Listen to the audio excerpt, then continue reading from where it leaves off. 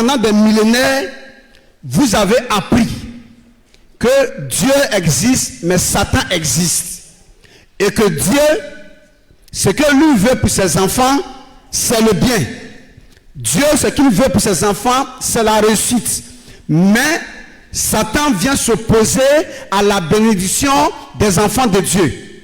Alors, ce qu'il revient à dire, qu'il y a une lutte perpétuelle entre Dieu et Satan, et jusqu'à présent, Dieu n'a pas pu trouver la solution, au point où les pasteurs, depuis que nous ne sommes pas encore nés, ont commencé à chasser Satan. Jusqu'à présent, nous on est nés, nous sommes en train de partir mourir, nos enfants sont nés, ils sont en train de grandir pour aller mourir aussi. Satan continue toujours d'être chassé par le nom de Dieu, par la puissance de Dieu, et jamais Satan, il ne part pas, il ne va pas, il ne recule pas, il est toujours là. Donc finalement, c'est Satan qui est fort ou bien c'est Dieu, parce que jusqu'à présent, lui-même, son propre monde a été volé par un ennemi, et jusqu'à présent, il a envoyé ses pasteurs, ses bishops, ses révérends, pour chasser l'ennemi là, dans la vie de ses enfants. Jusqu'à présent, l'ennemi a dit, va pas. Et Dieu, s'il ne trouve pas de solution, les pasteurs, s'ils n'ont pas de solution, puisque Dieu, qui doit leur donner la solution, n'est pas capable, donc les pasteurs ne seront pas capables. Donc les pasteurs sont obligés de vous dire la vérité maintenant. En fait, c'est nous qui nous avons menti. Il n'y a pas Satan, c'est Dieu qui fait toutes choses. Mais Dieu éprouve. Et Dieu, il frappe. Alors si vous marchez correctement, selon la volonté de votre Dieu, Dieu va vous élever au temps convenable, comme moyen d'encouragement pour lui avoir obéi. Mais si vous prenez plaisir à marcher dans la désobéissance, alors Dieu va vous frapper par des maladies, il va vous frapper par des crises de guerre dans vos nations, il va vous frapper par, quoi encore, la famine.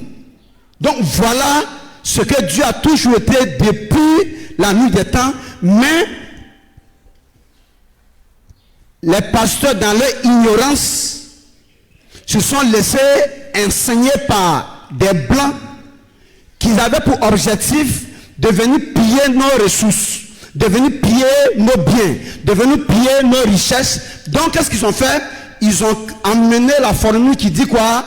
Diviser pour régner. Qu'est-ce qu'ils ont fait? Alors ils ont diabolisé tout ce qui vient de chez nous ici, et ils ont sanctifié tout ce qui vient de chez eux. Donc du coup, même quand ta grand-mère, Dieu lui a révélé une plante qui soigne le palu, qui traite le foie, qui traite le cœur, qui traite les reins, comme c'est une plante qu'elle va mettre au feu et ça va noircir, elle va écraser, alors le blanc te dit attention, tu vois la poudre noire, la couleur noire que tu vois là, d'ailleurs une plante à poudre noire sans dose, ça c'est une idée du diable. Ça c'est le diable qui a révélé ces choses-là à ta grand-mère. Donc toi qui cherches le paradis, automatiquement tu dis à ta grand-mère, ah, ton médicament il faut laisser, moi j'allais à la pharmacie.